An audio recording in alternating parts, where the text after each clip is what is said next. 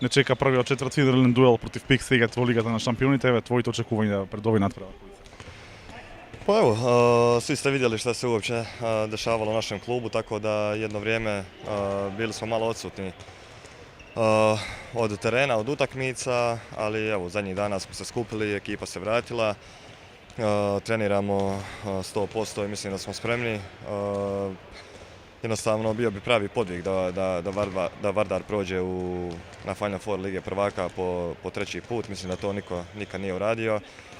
I jednostavno mi ulazimo u ovu utakmicu kao opušteni, stvarno nemamo što izgubiti, želimo pred našom publikom jedino da se pokažemo u pravom svjetlu.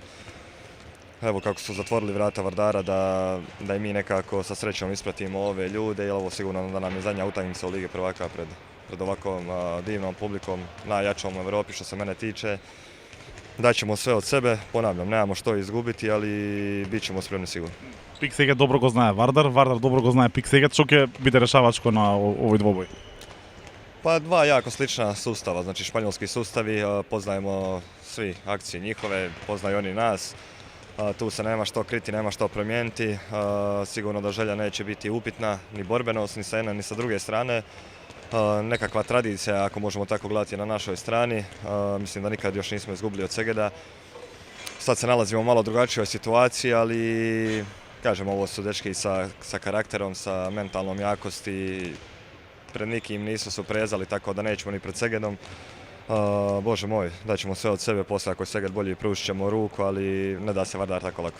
Osvoji jedna titula sa Vardar, sakaš da si odiš su štedna? Pa zašto da ne, zašto da ne, evo, stvarno da ne mislimo tako ne bi ovoga trenutka ni bili na terenu. Jednostavno hoćemo da pokažemo svijetu i da bez nekih, ne znam, drugih stvari da se može igrati dobro, da kad je izgrađen karakter i mentalna snaga ekipe, onda kad se složimo svi da se može puno toga uraditi.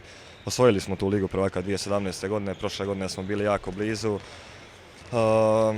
Ove godine jedino što očekujem to je da ova ekipa da ostane složna do kraja, da se niko ne predaje, da niko ne napušta Vardar, nego jednostavno da ostanemo do zadnjih dana tu i da ono što smo radili u zadnjih 7 godina od mog dolaska ovdje u Skoplje, da to održimo do zadnjeg daha što se kaže i da pokušamo stvariti što bolji rezultat.